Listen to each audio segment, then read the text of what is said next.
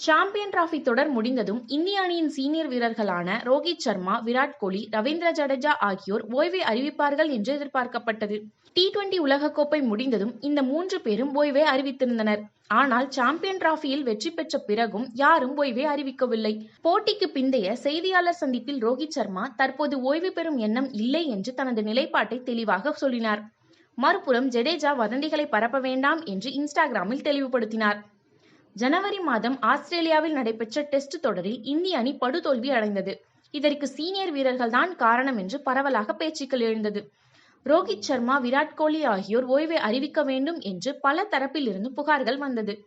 Champion trophy தொடர் முடிந்ததும் இவர்கள் ஓய்வை அறிவிப்பார்கள் என்றும், இதனால் இந்த இடத்தில் பல இளம் வீரர்களுக்கு புதிய வாய்ப்பு கிடைக்கும் என்றும் எதிர்பார்க்கப்பட்டது. ஆனால் தற்போது ஓய்வை அறிவிக்காததால் சில இளம் வீரர்கள் வருத்தத்தில் உள்ளதாக கூறப்படுகிறது. குறிப்பாக யஷஸ்வி ஜெய்ஸ்வால், ருத்ராஜ், திலக் வர்மா போன்ற வீரர்கள் தங்களின் வாய்ப்பிற்காக காத்து கொண்டுள்ளனர். அதேபோல ரெட் பால் கிரிக்கெட்டில் பல ரஞ்சி கோப்பைகளை சாதனை செய்து தங்களின் வாய்ப்பிற்காக காத்து கொண்டுள்ளனர். இதனால் ரோஹித் சர்மா மற்றும் விராட் கோலி ஓய்வை அறிவிக்காதது பல இளம் வீரர்களுக்கு வருத்தத்தை ஏற்படுத்தியுள்ளது. அடுத்ததாக இந்திய அணியின் வீரர்கள் IPL 2025 தொடரில் விளையாட உள்ளனர். அதன் பிறகு இங்கிலாந்திற்கு சுற்றுப்பயணம் மேற்கொள்ள உள்ளனர்.